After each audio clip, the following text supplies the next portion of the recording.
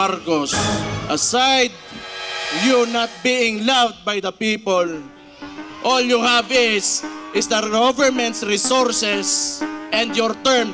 Beyond that, you are nothing.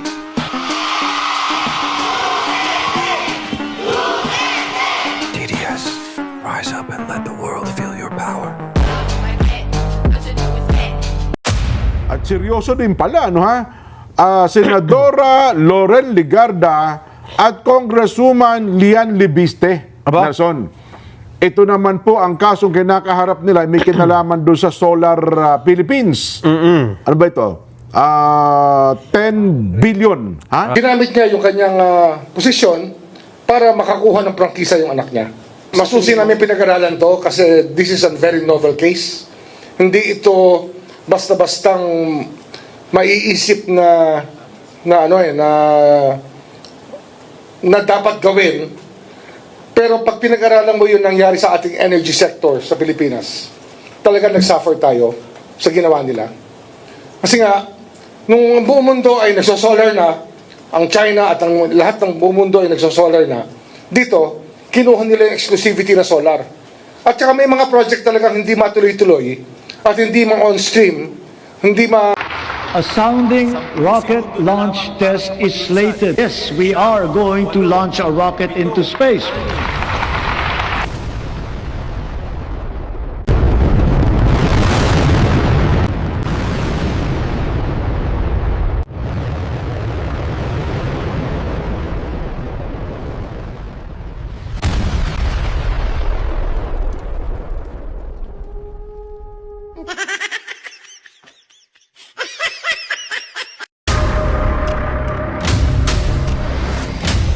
Bago tayo mag-umpisa, baka pwede nyong i-like ang video na to.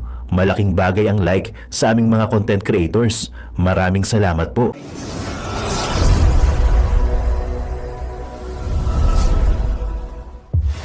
Nako guys, bad news no? Bad news.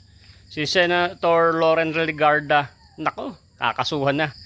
Iwawarant na rin no? Pati si Libiste, Paktay, Awanen, ubos na tayo no to. Yo, so guys, magandang araw sa inyo. It's me again, Boy Sarsa, muling nagbabalik sa inyong harapan. Shout out po sa iyo, mga kumare ko dyan, mga FWs na nakakapanood ngayon. Yun, nakapanood ka ngayon, Mare. Thank you ha. So, etong pag-uusapan natin dito, panoorin nyo mamaya yung full video. Mga babayan, eto na. Uubusin na talaga ang minority. Si Loren Legarda naman, si Ma'am Loren, no, na talaga namang hinahalukay ang mga peke, no, wala na matagal na yun eh. Siyempre, guys, kinakabahan na sila. Patapos na ng patapos ang impeachment, wala pa rin nangyayari kasi puro mga sablay man ngani, ang kanilang mga testigo, puro mga bobo, mga tanga, di ba? Kaya, uubusin na lang sila, ipapakulong sila, no? Susunod kay Senator Jinggoy, kay Senator Marcoleta. Nako mga babayan. Uy, panoorin nyo sa bandang gitna. Si Tatay Digong mga babayan, bad news na naman. May Makati may Makati. Abangan nyo, patapusin nyo yung video mga babayan. At mukhang nagdidelikado na si Tatay Digong. Nako, hindi natuloy yung kanya pag-uwi. Pero sa pagsabi pala ni BP Sara na Tatay Digong malapit umuwi, nag-anuhan na sila yung isang DDS, isang tanso vlogger kumuha na ng kutsilyo at magpapakamatay na. Dahil pagka nakauwi doon Tatay Digong, di ba, magpapakamatay siya, magla-live siya.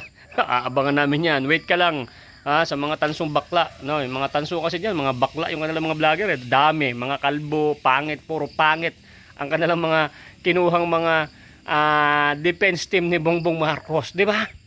At dito sa video nito mga babayan, makikita mo naman talaga si Boyeng Rimulya. Talagang katrabaho 24 oras, hindi natin natutulog yung tao na to eh. Tulog-tulog din Boyeng Rimulya. Kinakabahan na rin ito si Boyeng Rimulya guys eh. Kabahado na siya eh. Kasi lahat na ng kanilang mga witness sumasablay, tulad yung pati yung manager ng Land Bank, 'di ba? Pati ba naman 'yon nilagay nilang state witness. Ayun, wala. Bumula lang yung bunga-bunganga nila. Ito naman kay Boss Libiste. Ayan, kayang-kayang lusutan 'yan kasi guys, meron pala si Libiste na USB na magpapatunay na talagang ikakalaglag ni Bongbong Marcos. Magkakaalaman na to. Kaso-kaso yan di baratan to sa korte. So abangan natin yan, napakaganda. Lalong umiinit guys, itong ating diskusyon sa Senado. Wala na. Ang nangyayari ngayon, puro natapos na yung termino ni Bongbong Marcos, puro marites, puro away, puro gulo, puro nakawan, puro sinungalingan, puro fake news sa mga putang ina mo! Sa video nito mga babayan, makikita mo naman talaga na na gumagawa talaga ng paraan itong kampo ni Bongbong Marcos na tapusin ang mga balakid sa kanilang daan para makalusot sila sa kanilang mga pinagnanakaw na kaban ng bayan, di ba? Nakakalungkot, pero tanggapin na natin to, malapit na rin namang matapos ang termino ni Bongbong Marcos. Saan natin sila ipakulong? Bawi na lang, bawi lang yan, boy! Oo, sa susunod na mga panahon, hindi panahon, mga ilang taon na lang, boy, wala nang 2 taon, ubusin lahat ng mga garapata sa Pilipinas, di ba? So ganito, baka sabihin mo, ang dal ko naman. So kung nagustuhan mo tong video na to natin, mga babayan, mga kumare ko dyan, mga sir, don't forget to like at subscribe nyo tong channel na to, si Boy Sarsa, isa sa legit Banateros vloggers ng SMNI. Shoutout kay Boss Banat Bay, yan, si Tol J. Tol J, punta ka naman din eh. No, sama mo si Boss Banat Bay. At ay huhulihin ko kayo rito ng mga unggoy, no, iuwi nyo sa Manila. Buhaya, meron din dito. Marami diyan sa bundok. Oh, diyan, oh, marami diyan sa bundok diyan, oh. Andito ako sa sa gubat. Pwede ko kayong hulihan ng mga buhaya. Yung kamukha ni Bongbong Marcos saka ni Boyeng Rimulya. Hulihan ko kayo, 'di ba? So ganito guys, don't forget subscribe nyo rin si ito yung full video kaya Boss Reaction TV PH. At like itong video na to, i-share nyo. At pagka i-pindutin nyo yung bell all dyan para yung mga video natin napapanood nyo. So ayan guys, muli nagbabalik, Boy Sarsa. Tuloy mo na yan, boy, ang daldal mo, let's go! Makukulong po si Senador Loren Legarda. Bako po. Mababawasan na naman yung mga senador sa impeachment trial. Oo nga pala, no? Hindi ba? Oho. Oo, at si Lian Libiste naman, hindi na niya mabubulgar yung files na ni Cabral Files. Ni Cabral Files. Oo nga pala, may kopya pala sa doon. Tigil na yung kanyang pagsasalita na ba't hindi nyo imbitahan Oho. si Congressman Garjola. Yan, no, suki niya yun eh. At saka yung mga taga Batangas. Ako na yung charge sheet para sa PI. Oo. At di ba meron tayong mga ghost projects na binitira. Dito, ghost electricity. Pangako nila magpo-produce sila ng kuryente. Pangako nila sa Philippine Energy Plan nakalimbag itong dapat production na gagawin ng solar. Pero hindi nila ginawa. Binenta lang, kumita lang ng pera, pero hindi nila ginawa. Grabe talagang. Kung hindi na kumikibutong si Leandro, edi sana wala na siyang problema ngayon. Mahirap kasi yung conviction ni Leandro eh. Sabi ni Leandro, gusto ko maging senador eh. Kailangan magpasikat ako. Kung meron silang ginawa, kakaunti, kakarampot. Hindi kagaya ng pinangako nila, nagagawin nila. Kasi nga, ang ating yung ating energy Eh kung binenta naman, okay lang, di ba? mix, yung ating energy projections, especially Department of Energy, it relies on projections on how much power we will need as a country. So, ang mix dyan, meron dyan na generated ng... Tama na. Kulong nyo kung gusto nyo ikulong. What if sabihin po ni Congressman Leviste na pinupolitika siya, kaya ngayon po ay siya'y isa sa ilalim sa... Masusi namin pinag-aralan to kasi this is a very novel case. Marami. 20 plus counts of malversation. And then, yung sa kabilang banda naman, yung isang kaso ifa-file natin, iba naman ang kanyang tema, ay laban kay Leandro Waka nyo! Leviste at kay Senator Loren Legarda. Leandro Leviste and Senator, pati sa nanay niya, kay Senator Loren Legarda. For PI.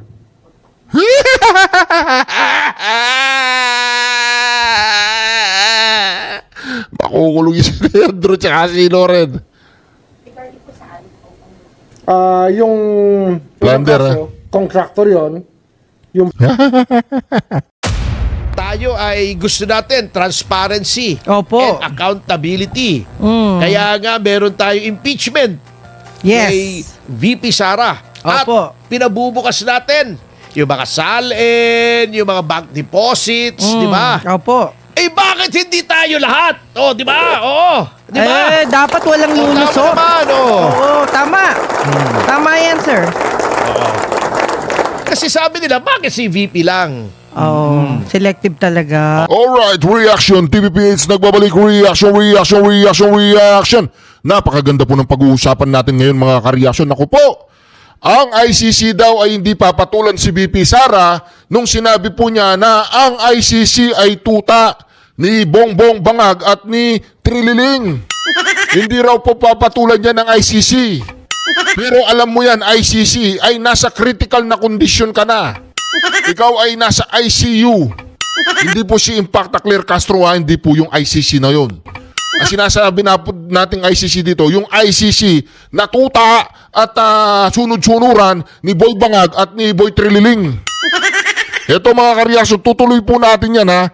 Tutuloy natin mamaya yan patungkol po doon sa pagbubukas ng tinatawag nating tax ni VP Sara BIR box. At nagsalita po ang Pangulong Duterte na mali yan. Pwede kayong makulong. Labag sa batas. Naku mga ka-reaction. Ito, umpisan po natin dito mga ka-reaction. Itatabi muna natin to. Babalikan natin maya-maya yan. Marami po tayong pag-uusapan ngayon. Yan pa ang isang pag-uusapan natin. Tapos na po ang drama ni Bongbong Revilla. Nakalaya na po si Bong Revilla. Yung party po ng drama ni Bong Revilla ay tapos na. Ayan, laya na po siya. Ayan na, mga kareaksyon. Siyempre, lakas yan eh, di ba? Lakas tama party yan eh. Kasama yan ni Tambalos-los eh, di ba? Oh, natakot siguro si Bangag, baka kumantayang si Bongbong. Oh, Bongbong Bangag. Bongbong Revilla, Bong Revilla. O di ba mga kareaksyon, nakalaya na yun, tapos na yung ano niya, tapos na yung kanyang palabas. Oo, tapos na yung palabas na kasi itong si sino ba to? Hindi si Bersamin. Si yung isang state witness na nagturo dito kay Bong Revilla. Oo. Anong pangalan nun? Yung undersecretary? Yusek Bernardo ba yun? O ito mga ka-reaction. Kini in honor of the color pink. Grabe ka, BP ha. Look, ma-headline na po. In honor of the color pink sagot sa atake bisan mo na hinungdan. Ha. Ito po yung totoong balita. Okay lang naman siya, nakasweater pa rin siya. Nako mga ka-reaction, si Pangulong Duterte daw ay meron ng bed sore. Nako, meron na daw pong bed sore itong si Pangulong Rodrigo Roa Duterte. Nako po mga ka-reaction. Lagi na yata siya nakahiga. Nako, pakinggan po natin si VP Sara. Okay lang naman siya, nakasweater pa rin siya kahit na summer. So, napansin ko sa kanya, winter, spring, summer, and autumn, naka t-shirt and naka sweater and naka jogging pants. Ma'am, just a question about PRRD. Yesterday pala, sinabi niyo po na may bed sores na si PRRD. Nako! Which actually really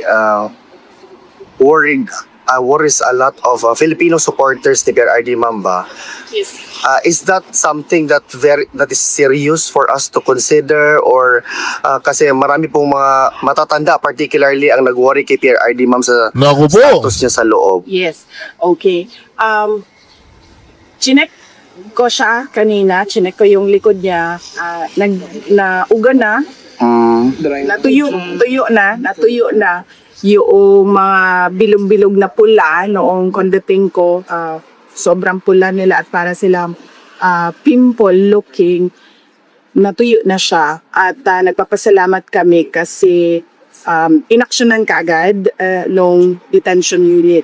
Naku Is it po. a cause for concern? Yes, ni-refer ko siya sa abogado kasi sabi ko, hindi ma-explain ni PRD kung saan nagsimula o paano siya nagkaroon ng ganun. Basta alam niya na lang na nangati daw siya. And it's a concern because diabetic si PRT. So as much as possible, ayaw natin na masugatan kahit anong parte ng katawan niya. Kaya sabi ko sa lawyer, kung pwede sana mapaalam sa amin, sa defense group and sa pamilya, kung ano yun para masabihan si PRD na iwasan yung mga bagay na maka-trigger ng ganon sa kanyang balat para hindi ma-infect. But in as far as his daily activities, ma'am, hindi naman yun naging impediment sa kanya. Nangangati lang siya. Gusto niya ipakamot yung ano sa likod niya, yung mga pula-pula doon sa likod niya. And then, sinabihan ko siya na pag hindi mo maabot, lagyan mo lang ng ice pack. Mag-request ka ng ice pack, lagyan mo ng ice. Dahil kapag makati, usually, nare-relieve siya sa ice pack. Okay. Ma'am, on a different matter, sa ICC, sinabi niyo po na, well, it's also being pronounced by several individuals na the ICC is facing an existential crisis. And there are a lot of countries already making public yung mga withdrawal nila from the Rome Statute, such as the country Chad and Venezuela. Do you have a specific, or do you have a comment with respect to this development? Well, nakikita na ngayon ng buong mundo kung anong klaseng organisasyon ang ICC at napakita natin through the case of former President Rodrigo Duterte kung anong klaseng institusyon ang ICC. Kahapon doon sa rally, maliwanag, naipakita natin po sino yung complainant. It's all about politics. Sino yung nag-kidnap sa kanya. Ang gobyerno ng Pilipinas, it's all about local politics. Pinakita natin na yung subject ng crimes against humanity kuno, which is a drug war program of the government of the Philippines. And napakita natin yung tao na nag-utos ng investigasyon ay merong conflict of interest. So, pero nakikita natin na pinanghahawakan pa rin nila yung kaso ni President Duterte. Nakakulong pa rin yung 81 years old dyan na hirap sa paglalakad. Maraming nararamdaman sa kanyang katawan at hindi nila binibigyan ng release. So, on that note, maipapakita siya na example ng iba't ibang bansa kung ano ang reputasyon at ano ang interest at agenda. Alam niyo po mga kareaksyon tong ICC, mamalasin ito dahil kay Pangulong Duterte.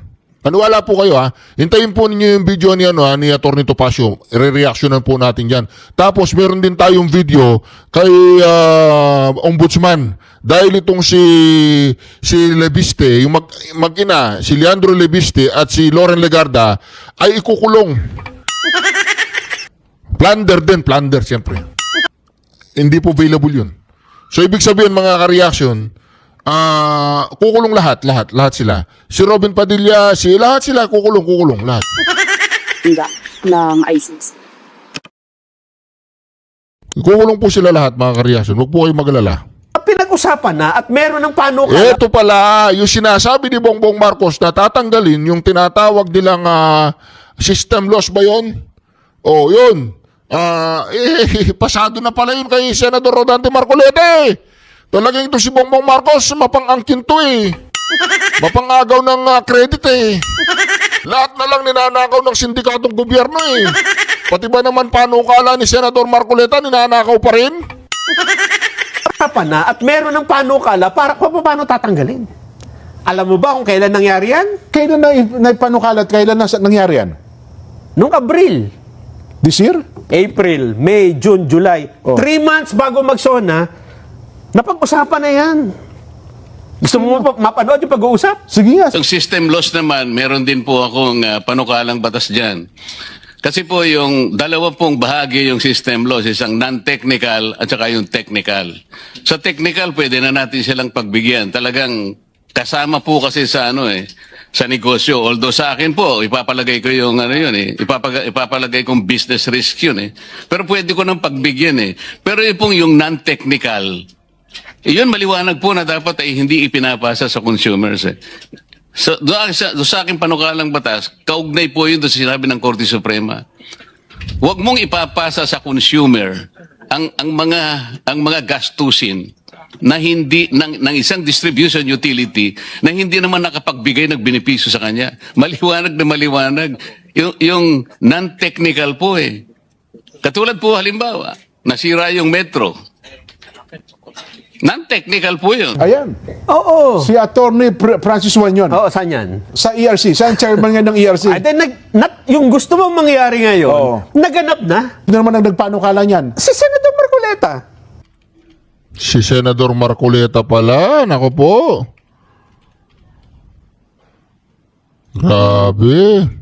Mga agaw talaga itong si Bongbong. Yung script niya at yung sona niya, parang yun yung sona ng isang bagong tungtong na presidente na ito lahat ng gagawin ko. Excuse me, ilang taon ka na lang? 2 taon ka na lang sa pwesto. Excuse me, gaano katagal bago magawa yun? Yung pag-aaral, nuclear power na sinasabi niya. Sige nga, para magawa yun, gaano katagal para aralin? Mamadaliin mo yun? Sa loob ng 2 taon, chinecheck mo pa lang, kaya ba nung lupa natin? Saan mo pwede ilagay yung planta? Anong uri ng mga nuclear power plant na pwedeng gamitin? Pag-aaral pa lang, ubus na yung 2 taon mo. Kung talagang seryoso siya doon, 2022 pa lang, inumpisahan na niya. Ang problema, tulog siya Hindi mo alam kung saan nangyari, kung anong ginagawa niya. Tapos ngayon, lahat yan sasabihin niya para mapalakpakan siya. Pero yung katotohanan, kung ito ba ay feasible, kung ito ba ay feasible, ito ba ay probable, ito ba ay implementable, enforceable, wala. Nako po, yan na po sinasabi natin Alright, ito po mga ka-reaction. Tuloy natin. Bawal yan. Oh, bawal. To reveal. Bawal yun yung reveal ng yung bank account. Bawal yan. To reveal a bank account, even piso lang yan, or 1 billion. Ano mo ba yan? You make it public here. Hindi mo ba alam that I could charge you for that alone? That single statement, I can send you to prison. I guarantee you. Hindi mo alam yan? Grabe. Hala, ano nangyari? Si Loren Ligarda, kakasuhan ng ombudsman. Nako po, yan ang sinasabi Kasama natin. si Leandro Libiste. Agoy! Mauubos na yung mga senador.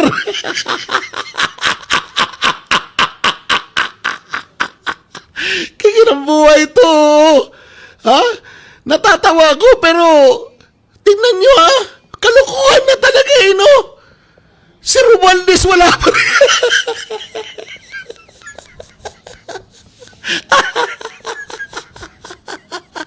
Talagang gagawin nilang lahat. Makonvict si Vice President Sara. Ha?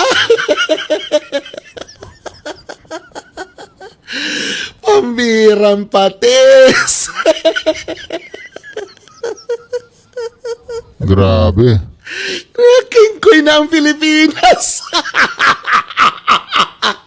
Hoy, Boying Rimulya. Ang karma ay digital.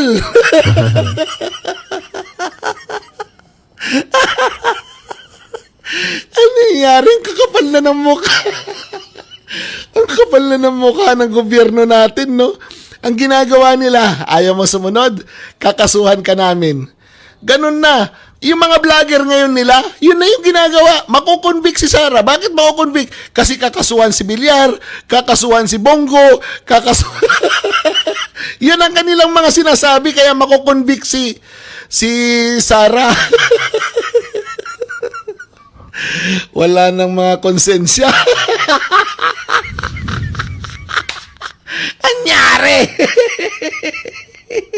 Kingin ng buhay to. Oh! May araw din kayong mga king-ina ninyo, ha?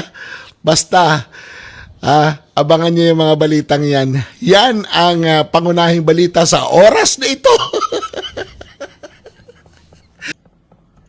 May dalawang... Oy! Oy, malapit na, malapit na. Magbagong buhay ka na, oy!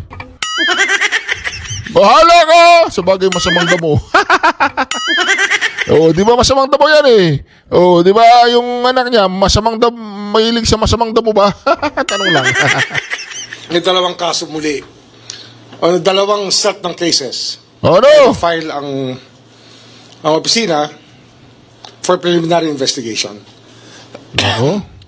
Ito ay laban kay Edwin Garjola, isang congressman na contractor. Ilang counts yun? Malversation. Pero how many counts? Oh, marami. 20 plus counts of malversation. And then, naku po! sa kabilang banda naman, yung isang kaso ifa-file natin, iba naman ang kanyang tema, ay laban kay Leandro Leviste at kay Senator Loren Legarda. Leandro Leviste and Senator, sa nanay niya, kay Senator Loren Legarda. For PI. Yung unang kaso, contractor yon, yung yung mga ginawa niya na self-dealing sa loob ng Kongreso, tsaka yung trabaho na hindi dapat ginagawa ng isang congressman, ay ginawa niya. Alam na yung contractor, di ba? Alam niyo na yan, conflict of interest, TH, Republic Act 3019. Ikukulong nila lahat ng pumapalag. lahat ng pumapalag ikukulong. Yung kay Leandro Leviste naman ay mabigat na kaso kasi yung kanilang pagkahawak na eksklusibo sa solar ay talaga nagdulot ng damage sa ating republika, sapagkat hindi naman sila tumupad sa kanilang dapat tuparin at hindi nila ginawa yung dapat nilang gawin at para bang basta malinaw yung kaso na ang kanilang ginawa ay labag sa batas. At ang laki nang nawala sa ating mga Pilipino sa pagkakasalansan ng solar empire ni Leviste, na ang nangyari naman ay binenta lang. Hindi naman talaga tumupad sa pagpapakuryente ng ating republika. Kasi kumuha sila ng exclusive exclusive service contracts na sa buong Pilipinas, na sila lang ang maaaring mag-produce at gumamit at magbenta ng solar energy, na talagang taliwas naman sa batas ng Diyos. Kasi ang araw ay para sa lahat ng tao. Sila ngayon parang sila ang nagmamay-ari ng araw, ng power ng araw, para to the detriment of to the exclusion of other Filipinos and other investors. Oh, grabe ha. Kay Loren, kasama siya, siya kasi hindi naman makukuha ng 21 lang si Leandro noon eh. Yung prangkisa na exclusive, kung hindi tinulungan ng nanay niya na chairman noon ng Finance Committee ng Senado. Parang appropriations yan ng House, Finance Committee ng Senado. At ginamit niya yung kanyang posisyon para makakuha ng prangkisa yung anak niya.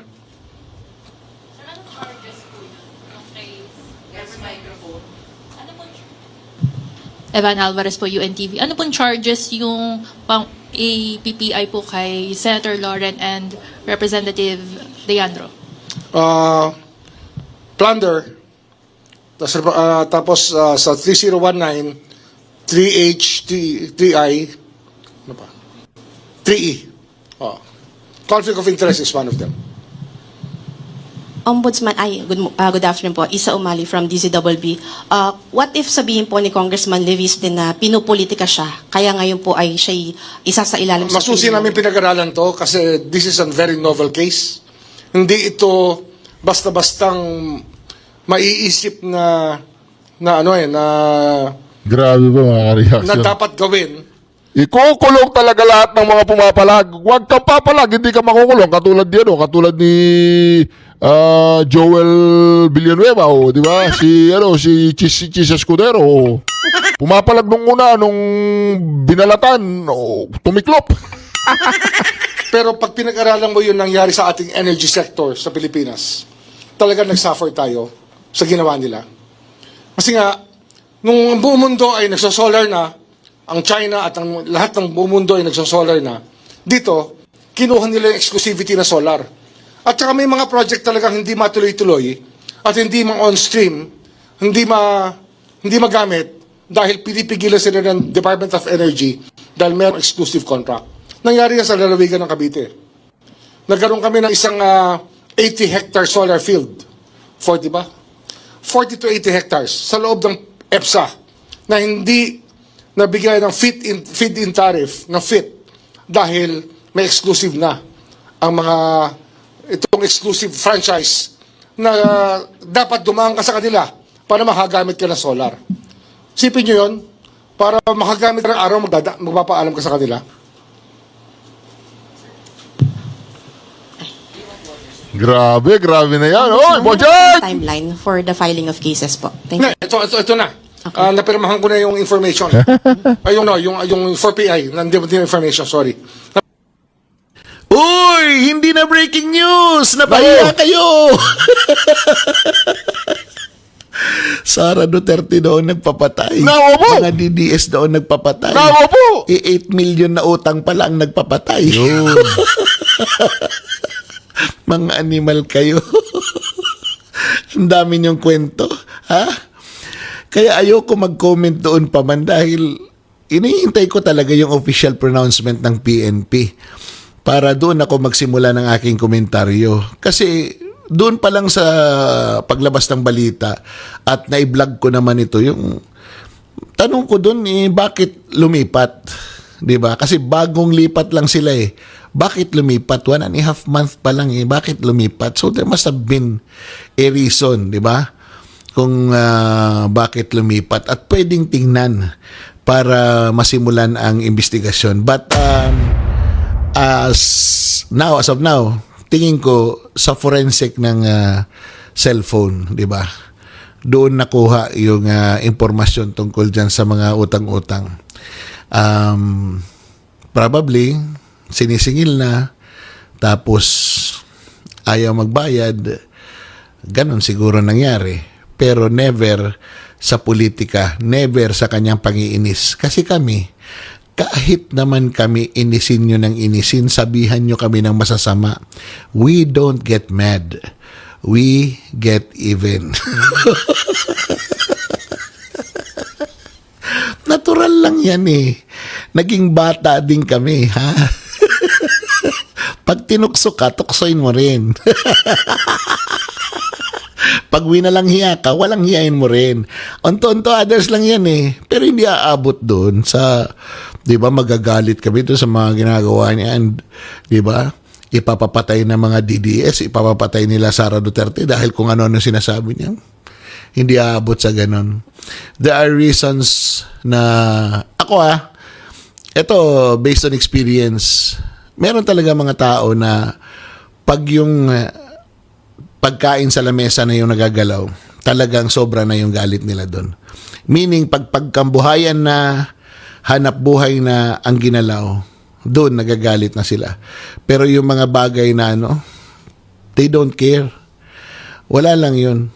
Because to them, it would not hurt them much. Pero yung pagkain sa lamesa, yung ihahain mo na lang, tapos yun ang ginalaw. There are people really na magagalit ng todo dahil doon. And I think isa ito sa mga examples doon na pagkain na sa mesa ang may problema. Inutangan ng 8 million, hindi masoli. So, it is money that could have been used, di ba, para sa hanap buhay. Well, Ngayon, sisigaw pa rin ba kayo? Justice for Mami Licia. Ha? For me, Malicia pala. Oh. Ha? Dahil DDS ang may kasalanan. I don't think na ganun. Justice, yes. Because nobody should die because of 8 million na utang. Wala dapat, di ba?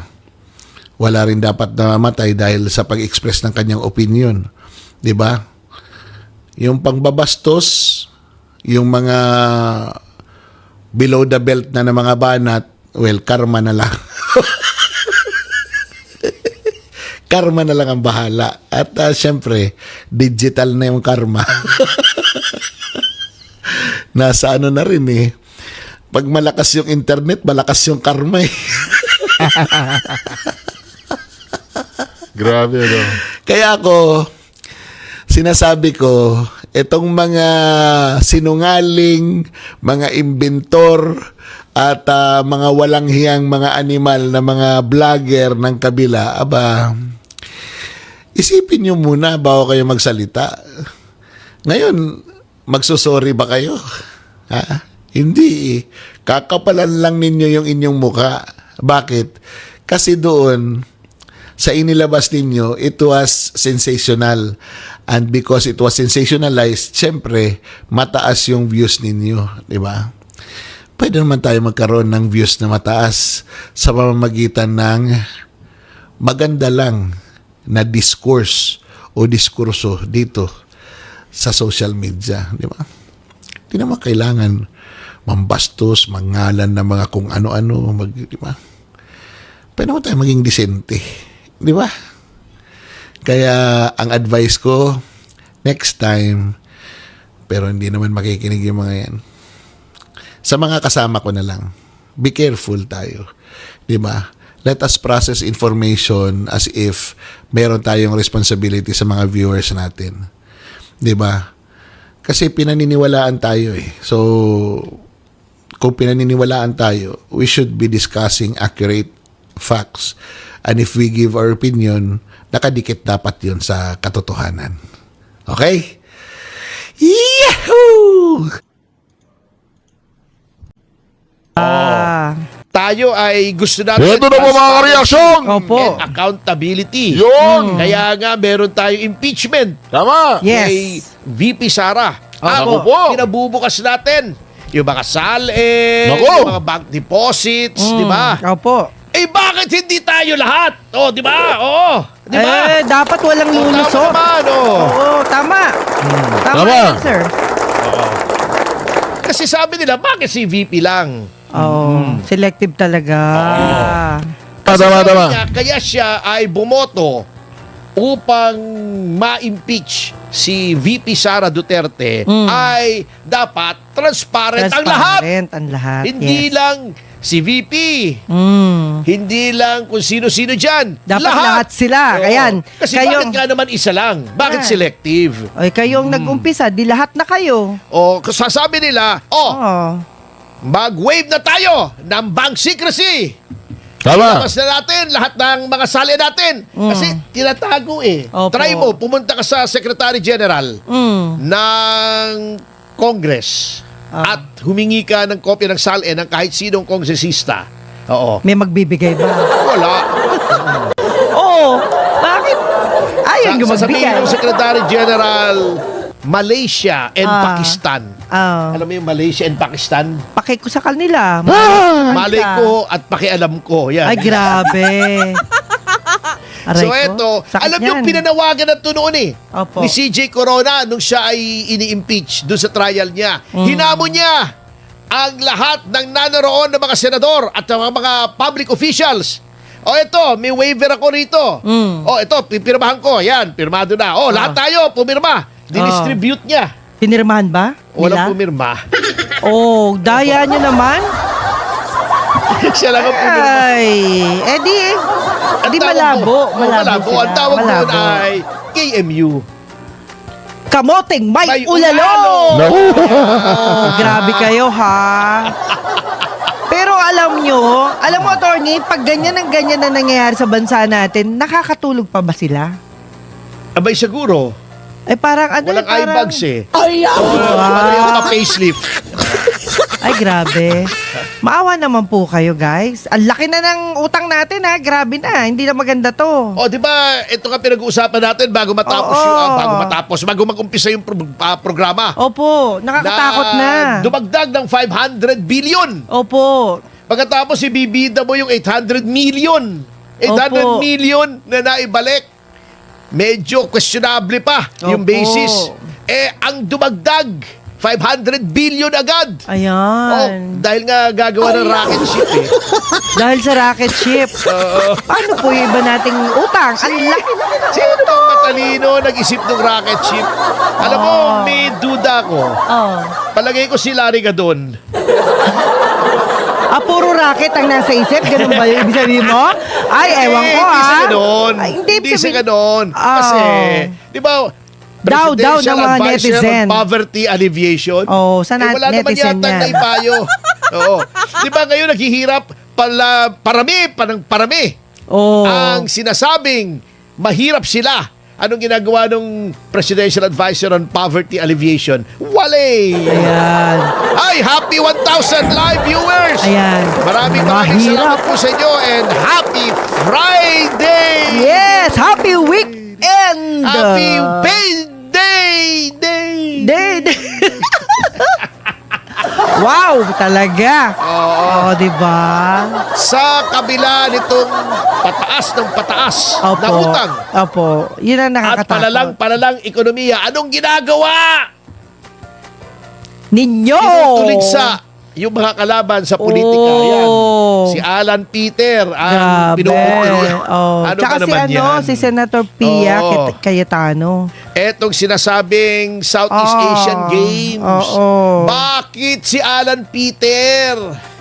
Bakit siya na? Ang pumirma po dyan, yung BCDA chairman, si Vince Dizon, with MTD Capital Berhad. Uulitin ko sa mga nakamiss. Yan pong kontratang yan na di umano 8.5 billion lang daw. Ganito Kinover ng JVA, Joint Venture Agreement. Okay. Sasabihin ko sa inyo kung bakit. Why? Mamaya. Ang joint venture agreement, ganito yan. Halimbawa tayong dalawa, mag-joint venture. May lupa ka, may pera ako. Jubes, ilipat natin sa pangalan ng joint venture agreement yung lupa mo. Tatayuan ko ng building, paupahan natin o ibenta natin as condominium, hati tayo sa tubo. Or, halimbawa, ang worth ng property mo ay 50 million. Okay. Ang structure na gagawin ay 100 million. So, yun ang proportion natin. Okay. Halimbawa, 30 million yung iyong lupa at 70 million yung gagawin, 70-30 tayo. 70-30. Depende sa halaga. Ganun ang joint venture. So, under this joint venture, gagawa ng mga sports facilities ng MTD Capital Berhad yung 40 hectares na lupa doon sa BCDA. Okay. Sa halagang 8.5 billion. So, dapat yon ang ambag ng MTD. Ang ambag ng BCDA ay 40 hectares na lupa. Okay. So far, so good. Okay. 40 Anong naging hectares. problema? Number 1, hindi naman pala naglagay ng fresh money yung MTD Capital Berhad. Inutang sa Development Bank of the Philippines. Ay, kagaling. Pero din natin, hindi naman nagpasok ng bagong pera. Niluto tayo sarili nating mantika? Yun, nadali mo! Grabe naman. Hindi nyo naisip yun? Number 2. Dapat yun, joint venture agreement. Halimbawa, 25 years, 30 years. Parang yung ginagawa na Ayala, di ba? Ayun. Ayala style. Yun, yung properties at the end of the term ng joint venture, doon na yon sa may-ari ng lupa kasi hindi mo naman pwedeng dalhin yun, hindi di ba? pwedeng dalhin. Matik Or, na yun. yan ay nagbibilong doon sa mga binentahan. Depende sa JVA. Pwede. Ito, ibang klase. Sabi ng BCDA, yung ginawa mo mga structure, babayaran namin ng 2.2 billion per year for 5 years. Magkano total noon? 2.2 times 5. 11 billion. Oh. Teka muna, kala ko pa 8.5 lang yung halaga. Oo Bakit nga. babayaran mo yung MTD Capital Ba't napunta? Berhad? Bakit ganun? Bakit may tubo agad siya? Sa JBA, hindi garantisado ang tubo. Number 3, yung agreement na ililipat after 5 years sa BCDA, yung mga ginawang mga buildings, hindi po yun joint venture. Yun ay build transfer scheme. Okay, yes. bakit itinago sa pangalang joint venture? Eto, sasabihin ko sa inyo. Pag joint venture kasi, subject lamang sa Swiss Challenge. Yan. Ibig sabihin, ako yung MTD. Opo. Unsolicited ito. Meron akong ganitong offer, 8.5 billion, gagawa ng structure. May isa o dalawa o kung Unahin muna natin yung galing Sandigan Bayan. Yan. Ha? Tatlo yan eh. Mga breaking news ng Sandigan Bayan. Ngayong hapon. Yes. Ano ba yung una? Isa po, mainit-init pa. Mukhang pinayagan na po na makalabas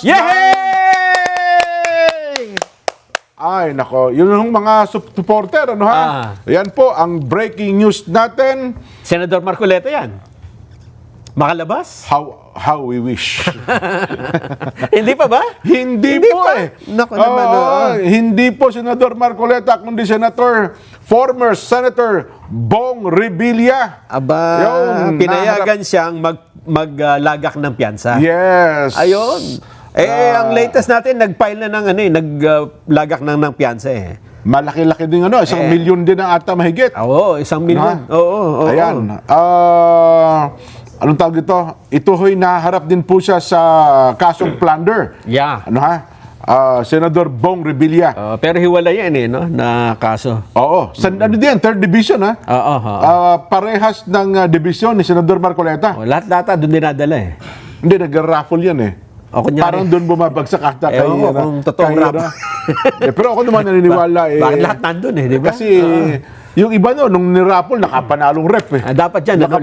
Dapat live yan, parang ganon? Na binubunot. Parang ruleta? Oo, para walang dayaan, di ba? Pwede, no? Kasi nakasaksi na ako nandyan eh. Alam mo ba na may ganyan? Sa Court of Appeals yata ito. Nung araw, nung pa naman, ewan ko meron pa ngayon. Pagka nag-raffle ng kaso doon, may iniimbitahang Hindi, pagka nag-raffle ng kaso doon,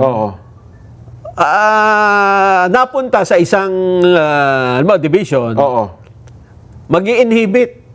Ganon. Raffle na naman. Mag-i-inhibit na naman. Hanggang mapunta doon sa... Talagang dapat niyang puntahan. Hindi nag-inhibit kasi baka hindi kakilala, etc. Hindi eh. Magkano ba piniyansa? Mahigit 1 milyon. Ayun. Pagpunta ng Cavite, pauwi na. Ay, malamang. Swerte naman. Kahit paano masaya-saya po ang ngiti. Kasi naman, ni Senador Bong Revilla ngayon. Hindi pa naman kung napailan ka ng kaso, guilty na kagad. Di ba? Totoo. Ikaw lilitisin pa eh. Kaya nga, bagamat nito, naalala ko parang 1 month, 2 months ago, hindi lang na-interview na natin ang nito eh. Ang abogado nito sa ating palatuntunan. Ayun nga, at ine-expect ka nila, dapat bago pa mag-SONA, payagan na ito eh. Di ba? Mukhang tinimingan na after SONA kasi baka gawing batikos eh. Well, tingnan natin kung ano ho yung naging pasa ng 3rd Division, bakit siya napahintulot o mayroon tayong makakapanayam na abogado. Hindi kasi matatandaan mo dyan, nung diniscuss natin yan, lumilitaw kasi na yung testigo, si former DPWH Undersecretary Roberto Bernardo. Ay mas malaki pa ang nakuha kaysa dun sa... nung tinatanong siya ng Sandigan Bayan. Ikaw ang testigo? Yes, opo. Tapos itong inakusahan mo, magkano kickback? Parang 92 million lang ata daw. Ikaw magkano? Nakuha mo, almost 1 billion. Paano nangyari yun? Yun ang nangyari. Yan po. Tingnan ba natin, mamaya meron tayong follow-up report ukol sa bagay na yan, kung ano po ang mangyayari. Pangalawa, Nelson, ombudsman pa rin, kinumpirma po nila ngayon na nasa preliminary investigation na. Ang kasong plunder din daw po na kinakaharap ng mag-ina. Mag-ina? Mag-ina po ito. Aba? Oho. Tigil na yan. Oho. Tigil na. Gusto mo ba papakinggan si Ombudsman Boying Sige, Rimulya? tingnan natin kung seryoso siya. Ano, wag ka pipikit ha. Panoorin mo rin ang Okay, ano. okay. Kasi Tingnan parang gusto mo natin. pakinggan lang ang boses tapos ayaw makita ang mukha eh. Tingnan natin. Pakinggan natin. Total, katapusan naman eh. Ng buwan. Yan. Oh. Boying Rimulya, Kay Ombudsman. Leandro Leviste naman ay mabigat na kaso kasi yung kanilang pagkahawak na eksklusibo sa solar ay talagang nagdulot ng damage sa ating republika sapagkat hindi naman sila tumupad sa kanilang dapat tuparin at hindi nila ginawa yung dapat nilang gawin at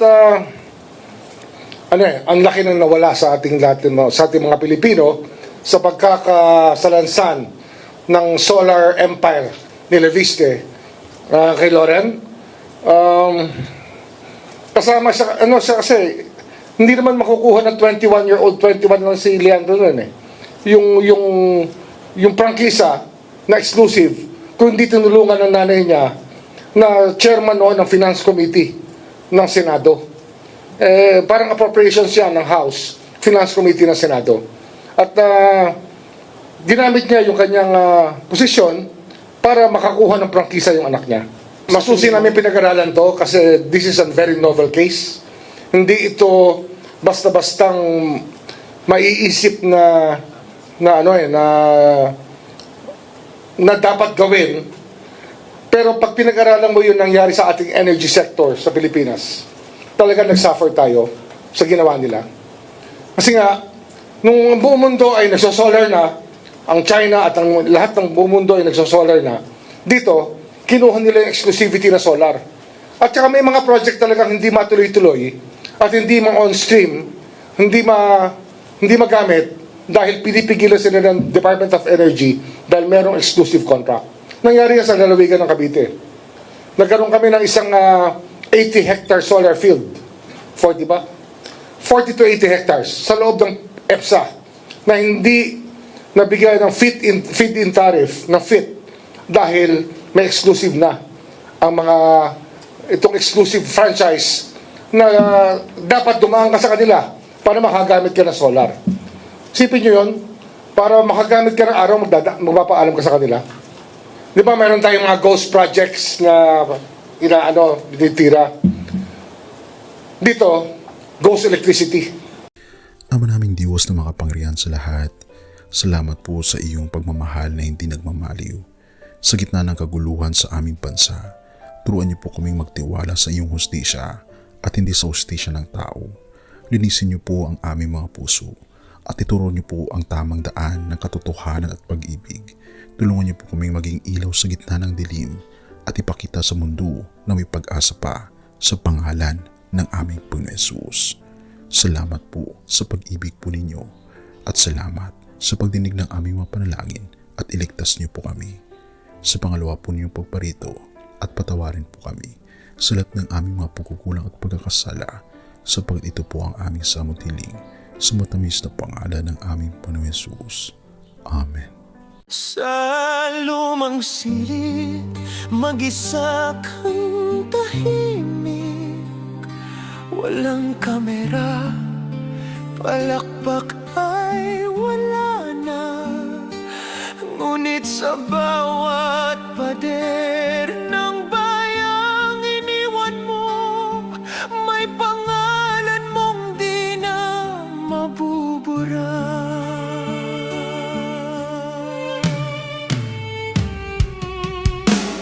Minsan kang naging balikat ng mahihina, kalaban ng takot, kakampi ng man laging nasabi ang tama, pinili mong ipaglaban ang madla. Hindi ka saktan gaya naming lahat, pero tumindi ka nang walang pag-atras. At ngayong pagod ka na, kami naman ang sasalo ng bayan.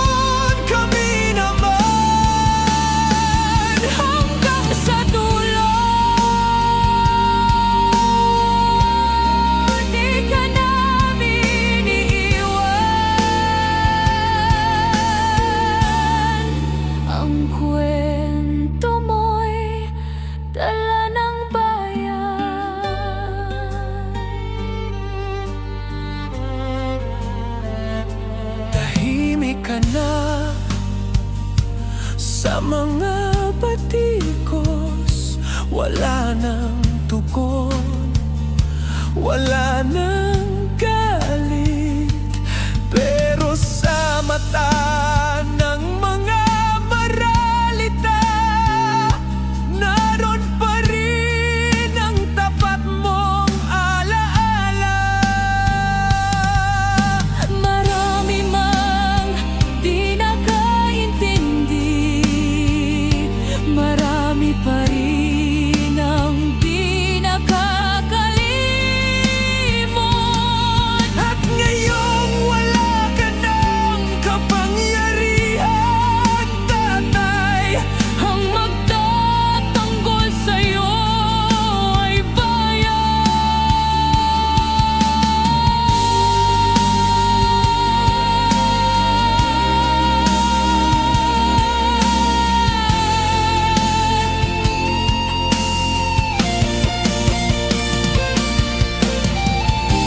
hindi ka nag-iisa.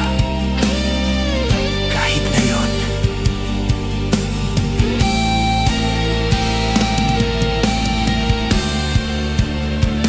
hanggang sa dulo, tangan ka pa rin Sa puso ng batang minsan mong pinakain.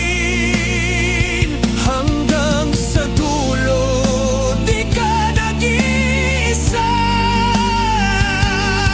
Ang dasal ng bayan ay sa'yo pa rin. Katay kami naman ang lalaban sa ngalan mo, sa alaala mo. Hanggang sa dulo. Dalangin ka ng puso ng masa.